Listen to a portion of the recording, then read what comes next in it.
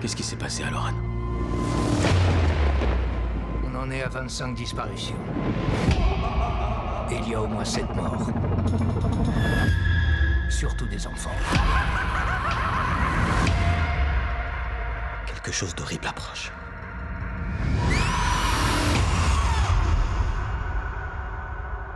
Mais qu'est-ce que c'est?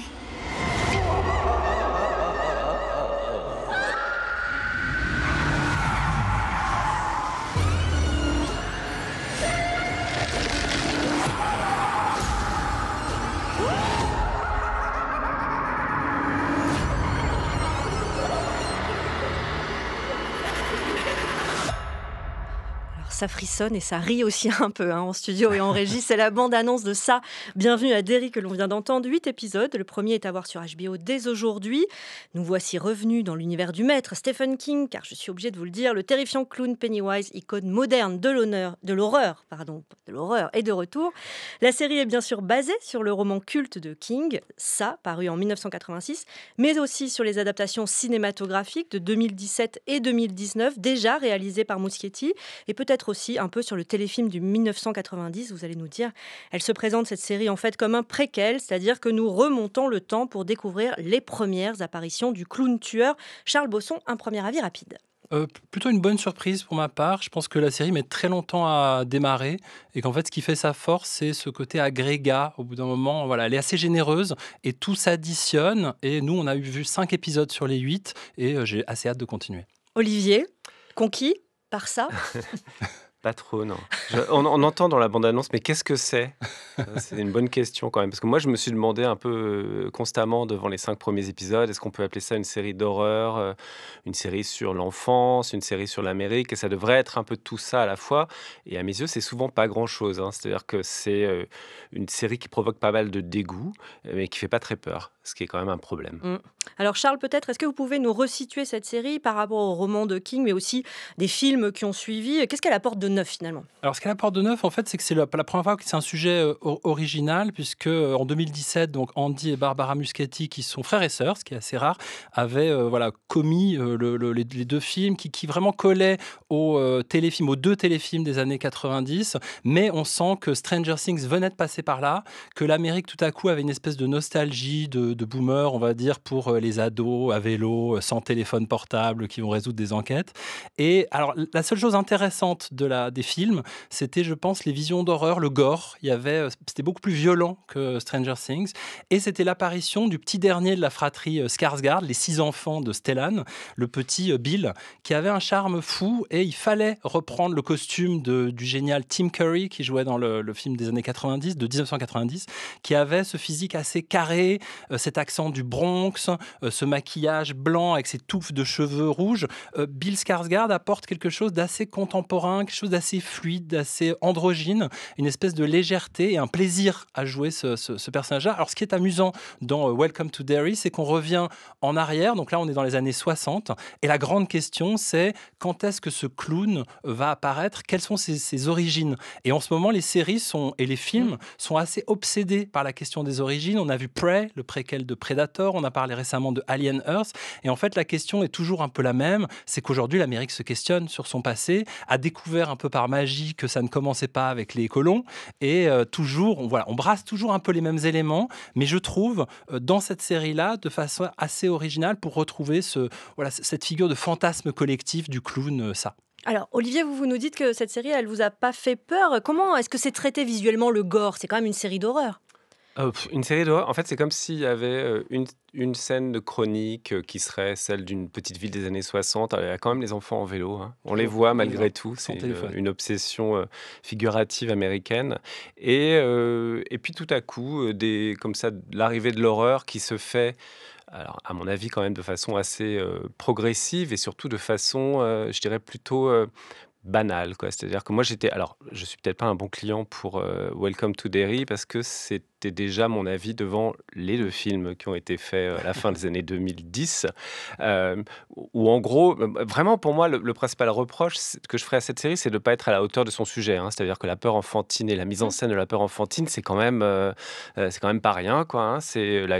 Serge Danet, par exemple, avait beaucoup parlé de la question du lien entre la cinéphilie et les peurs enfantines, notamment à travers La Nuit du Chasseur. Bon voilà, là, ça pourrait prendre un chemin similaire parce que en fait, le monstre n'existe que par la peur Qu'il génère. qu'il génère et qu'il crée sur les gens. Donc il y a que les enfants en plus qui voient ces monstres, qui les entendent, qui les sentent, enfin a priori en tous les cas. Mais alors Et, pourquoi ça marche pas? Pourquoi vous n'avez pas eu peur? parce qu'en fait, pour moi, ça met en scène la peur de personnages et on est censé, par un effet comme ça de mimétisme ou d'identification, avoir peur avec eux ou avec elles. Or, pour moi, la peur n'est pas traitée, elle est minorée en fait. En fait, il n'y a pas de violence véritablement. Je comprends pas en fait de quoi ça parle exactement. C'est-à-dire que tous ces sujets dont a parlé Charles Bosson, évidemment les Amérindiens, les racines brutales et violentes de l'Amérique, ce qui est sous terre, enfoui, c'est quand même très clair. C'est-à-dire ce monstre, il vit sous terre. C'est à chaque fois accompagné par une mise en scène finalement extrêmement banale qui se limite quand même globalement à un monstre qui sort du placard et des clignotements, hein. Donc c'est presque mignon parce que c'est assez vintage comme façon de mettre en scène. Mais je sais pas, on pense à comment dire des films comme Fog de John Carpenter qui parlait aussi d'une petite ville et d'un espèce de monstre insaisissable. Voilà, et là, c'était un brouillard épais, donc c'était beaucoup plus étonnant. Et il y avait une portée, je dirais, plus politique. Là, pour moi, ça me semble assez plat.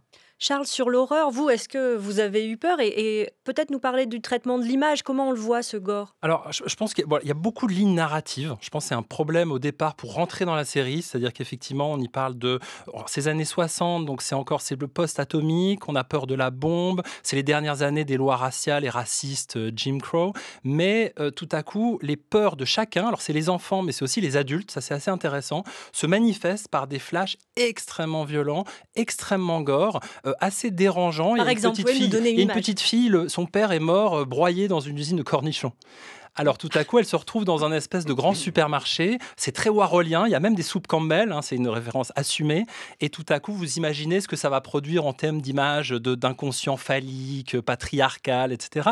Et ces images sont très, très dérangeantes. Il y a une fille qui tout à coup a des globes qui s'allongent. Elle va essayer de se scier les yeux. Enfin, je pense que les images gore sont extrêmement dérangeantes. Et là, la série dialogue avec le téléfilm original, qu'il ne faut pas non plus survaloriser, qui est un film, moi je l'ai revu, il est assez long, ça ne joue pas très bien, il n'y a pas énormément de moyens, mais c'est Tommy Lee Wallace qui était un des hommes à tout faire de John Carpenter, qui a été son directeur artistique, qui a fait des effets spéciaux pour lui, et les séquences d'horreur sont absolument brillantissimes, avec ces ballons qui se gonflent de sang, et puis cette créature de Pennywise, Gripsou, qui était un espèce de mix assez dingue de Bozo et Clarabelle, qui étaient les clowns que voyaient les petits-enfants américains dans les années 50, de John Wayne Gacy, qui était un tueur en série qui se déguisait en clown pour torturer et kidnapper les enfants, et de Ronald McDonald, qui est né en 1962, l'année de la série. Donc en fait, c'est une sorte de poche de tout ce qui terrifie un homme qui avait plutôt la quarantaine. Le roman date de 86, c'était son 17e, il était déjà extrêmement prolifique, et je trouve ça assez intéressant aujourd'hui de se dire qu'est-ce qu'on met dans ce sac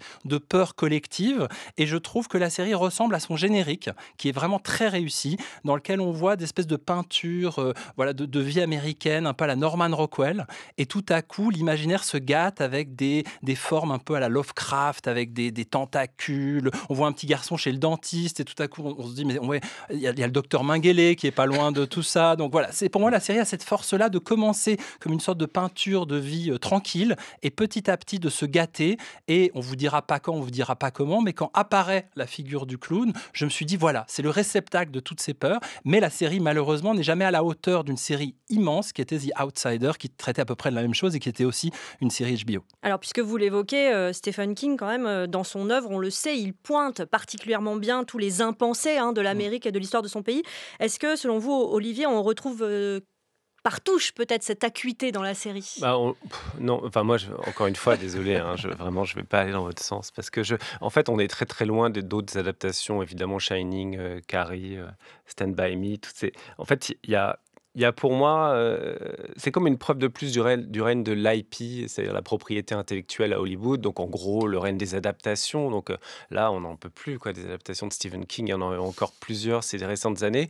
Et c'est vrai que dans Faut les dire qu'il a été séries, très prolifique. extrêmement. Et puis, c'est pas contre lui. En réalité, ça n'a vraiment rien à voir, hein. Je crois que peut-être qu'il pourrait interdire les adaptations au bout d'un moment. Mais ça fait partie de ces succès pour moi assez incompréhensibles, hein, qui touchent un désir de l'époque ou une paresse de l'époque, je sais pas vraiment. Mais c'est surtout qu'on se retrouve avec une adaptation qui, en gros, fait clignoter comme ça des signes, des thématiques effectivement assez brutales et violentes, mais surtout enfin, c'est comme si le ça, en psychanalyse, c'est quand même le lieu de la pulsion. C'est pas inintéressant. Alors, c'est pas la traduction, c'est pas la traduction du ça en anglais, donc c'est nous, Français, peut-être qui voyons ça, mais voilà, c'est le royaume des pulsions et de la libido, on attend ça un peu désespérément, hein, dans cette série. C'est-à-dire qu'on pourrait aussi voir une série qui parle en filigrane de l'Amérique contemporaine, parce que le cinéma le fait énormément en ce moment, de Eddington à Une bataille après l'autre. Il y a vraiment des films dont c'est le sujet, la monstruosité américaine Et ça ne le fait pas. et le fascisme. Et pour moi, c'est vraiment une petite chronique sympathique et qui nous raconte, ben voilà, il y a une petite intrigue autour du racisme, une autre autour de la guerre froide, une autre autour des Amérindiens. Mais au fond, c'est sous le vernis américain, qu'est-ce qui se passe, mais ça va vraiment pas plus loin que ça. Et en quoi la sérialisation, je veux dire le format par épisode, apporte quelque chose peut-être à cette montée de la tension ou à l'horreur? Est-ce qu'il y a des scènes qui fonctionnent justement parce que c'est une série et plus un film? Alors, Charles. je pense que justement, ce côté agrégat, c'est-à-dire qu'il y a beaucoup, beaucoup de lignes narratives. Et au départ, on a l'impression d'être avec des ados, puis avec des militaires. Puis en fait, et à chaque fois, on ouvre des portes. Et il faut dire aussi, ça c'est assez original dans les adaptations de Stephen King, qu'on va faire apparaître des personnages d'autres livres, notamment le fameux Dick Halloran, qui est joué par Chris Chalk, qui était le voyant médium de Shining. Et puis à un moment, on envoie un personnage dans une prison et il part à la prison de Shawshank, qui pour tous les fans de Stephen King évoque bien sûr la prison des évadés, qui est une des plus grandes adaptations. Donc la sérialité permet cette répétition, le fait d'entrer comme ça pièce par pièce dans différentes dimensions de l'horreur à travers l'inconscient de différents personnages. Et moi, je trouve qu'elle fonctionne justement un peu sur la longueur. Je ne suis pas tout à fait satisfait. Et je pense qu'aujourd'hui, l'influence de ça, le clown, elle est beaucoup plus forte dans Terrifier, par exemple, la série de Damien Léon, ou alors la fameuse tante Gladys qu'on a vu apparaître dans Les Évanouis de Zach Cregger. Il est un peu partout. Mais moi, je le vois arriver sur des abribus et je me dis, tiens, on n'en a pas fini avec ce qu'on appelle la coulrophobie, qui est la terreur panique des clowns. Un dernier mot, Olivier, est-ce que vous diriez que c'est une série pour les fans? Elle est pour qui cette série? Ouais, elle est sans doute une série pour les fans et une série pour... C'est un mélange étrange, c'est-à-dire qu'on est presque dans un univers Disney qui serait accolé à un univers horrifique, ce qui n'est pas inintéressant en soi, hein, mais pour moi, il manque une dimension politique, une morale de la peur, de la mise en scène, qui était par exemple dans, je sais pas, Watchmen, il y a quelques années, de Damon Lindelof, qui travaillait un morceau de pop culture des comics et qui en faisait quelque chose d'assez extraordinaire. Ça, bienvenue à Dérisser sur HBO, 8 épisodes à voir à partir d'aujourd'hui. Le dernier sera diffusé le 15 décembre.